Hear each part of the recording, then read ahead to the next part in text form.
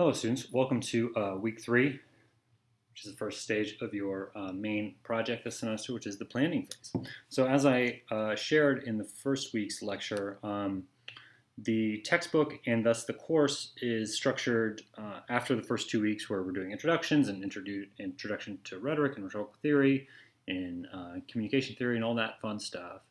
Is for the next 3 weeks, we'll be following the 3 phases of writing that Beauvais and Thill articulate in their textbook: planning, composing, and completing. So if you already see writing as a sequence of steps or as a process or as iteration or a meandering cycle or whatever you deem writing to be or your own process, we're going to neatly categorize it in terms of 3. And anyone who's done any sort of writing knows that sometimes you brainstorm and then you write and then you go back to the drawing board and then you write again and then you edit, or maybe you edit a paragraph after you write it, and it's kind of all over the place, right? So it's not as neat as I'm presenting to you or as Beauvais and Thill are presenting to you. But just for the sake of argument and for the sake of developing habits, we want to take you through these 3 phases. So the first one is planning. So this week, you essentially just have the one worksheet to complete. However, there is a lot of thought that has to go into it. So for this week, you're going to need to choose the specific document that you wish to compose.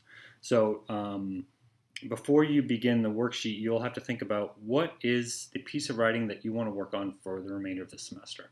So as I said in the earlier videos, it can be really anything that's useful to you. It can be an actual document that you have written. So in the past, students have written documents, and if there was, sensitive information on it, they could redact it or something like that, or whatever it is, or they could change the names. And it just so happened that the semester lined up exactly when they had to write this really complicated work document, right? Whether that was an annual evaluation or a report or presentation or whatever it is, right? For others, it might not necessarily be aligned as much. Maybe you're not working at all or have an internship and you want to work on a specific genre, or maybe you are working, but there's nothing you have to write right now. In the week 1 questionnaire, I asked you, what are you intrigued? What are you intrigued about learning business writing? What are you intrigued about most about business writing? I think that's how I phrased it. And you guys gave really good answers. And the one great thing about this class is I don't have to convince you that learning is good and that writing is important. You guys already believe that because you have some level of experience in your MBA program. So for those 2 things to be true, you have to believe the previous 2 statements. So this you could take as an opportunity to challenge yourself, to learn something new, to engage in a genre or a type of document that you want to write or might need to write down the road in your estimation, but might be particularly challenging. So this is a relatively safe space. It's a 1-credit writing course. You can get direct feedback from me. We can talk things out over the feedback, or we can meet separately. So it's a relatively safe space. I mean, there's still grades attached to it, of course. There's no getting around that.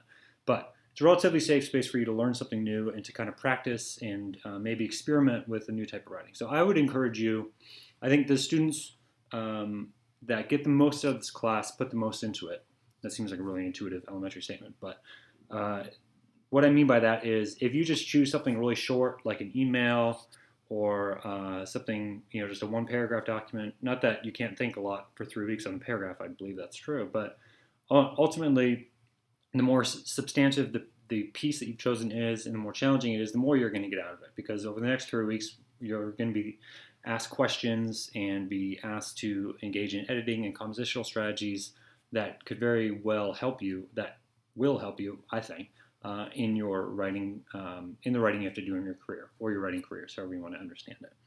So students who chose very challenging genres or lengthier genres, or ones that they perhaps are not necessarily strong at, actually got the most out of the class. And the reason I'd encourage you to do that is because the perfection of the document, there's not a strong correlation between the perfection of your document and your grade. There is a strong correlation between the effort, what I like to colloquially say to writing students is your give-a-crapness, and your grade, right? So the way the worksheets are set up is if you are doing a lot of the thinking and doing a lot of the, work that you put into the document, that's actually what I'm grading, right? So the first 2 weeks, for example, planning and composing in the actual draft is you're going to get 2 grades before you even submit your final polished product.